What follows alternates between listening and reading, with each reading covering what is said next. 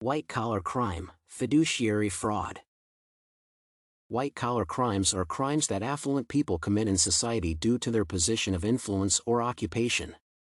In this context, fiduciary fraud is a type of white-collar crime in which a person or financial institution entrusted with money or property commits by going against the terms and conditions of a contract. This essay explores the white-collar crime of fiduciary fraud and its prevalence in various fiduciary relationships by examining certain case studies. Moreover, the essay examines why the public and government are susceptible to white-collar crimes, particularly fiduciary fraud. Ultimately, the essay gives an overview of factors that contribute significantly to the occurrence of fiduciary fraud in financial institutions. A fiduciary is a person or a financial institution that clients have entrusted with the management of their property or money. In this case, the fiduciary has a legal and ethical responsibility to manage property and money according to the terms and conditions of an agreement made between the client and the fiduciary. Moreover, a fiduciary has a noble duty of advising, protecting, and acting on behalf of clients as a trustee. However, because the fiduciary is in a position of influence, they can breach the terms and conditions of the agreement and act to satisfy their own interests against the client, thus committing a white-collar crime called fiduciary fraud. Fiduciary fraud is a white-collar crime that financial institutions or professionals commit by contravening an agreement and acting against the interests of their clients. Since financial institutions manage a great deal of money and governments hardly regulate the institutions, they are free to commit fiduciary fraud. Although fiduciary fraud occurs in various companies and institutions, some fiduciary relationships are more prone to fiduciary fraud as compared to others. For example, fiduciary fraud is most common in relationships such as the board of directors company, banks clients, stockbrokers investors, trustee beneficiary, agent principal, and partner-partner.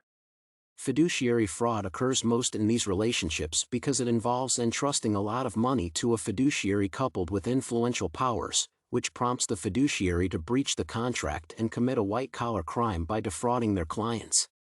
People that are in influential positions commit white-collar crimes because they have immense powers to defraud their clients and influence legal proceedings in their favor.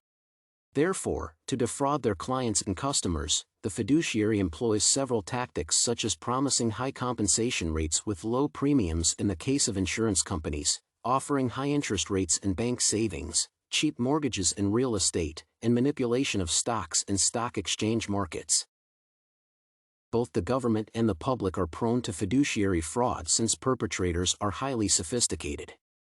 Fraudulent activities of fiduciaries are very subtle for perpetrators sophisticatedly conceal their activities by creating an illusion of effective management systems and profitability.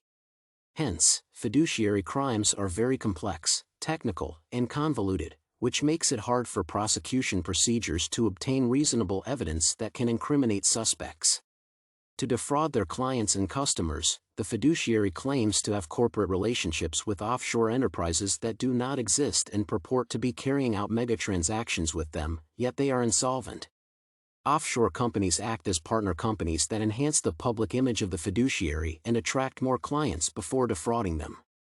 The fiduciary may claim that the offshore companies are creditors, which owe a lot of money in an attempt to cover up cases of fraudulence and state of insolvency. It is difficult to detect fiduciary fraud since it encompasses several transactions and companies. Therefore, detection of fiduciary fraud is very difficult, which exposes both the public and the government to this white-collar crime. Economic experts argue that the slow economic growth that occurred in the 1970s, the high rate of interest, and poor management in the 1980s provided the basis for white-collar crimes in the savings and loans industry. Moreover, insider fraudulent activities involve desperation dealing, embezzlement, and concealing of fraudulent activities.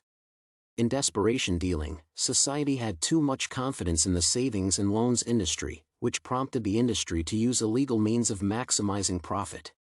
The embezzlement occurred collectively as insiders realized that it was their time to get rich quickly.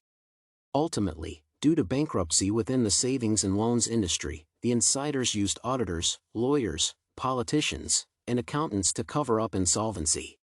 What contributed to the insolvency of the savings and loan industry is poor management, political influence, and deregulation by the government. Poor regulation and assessment of financial institutions by the government predisposed them to white-collar crimes. Due to the inability of the government to regulate the savings and loans industry, white-collar criminals took advantage and employed techniques such as reciprocal lending, false transactions, nominee loans, and funding of offshore enterprises.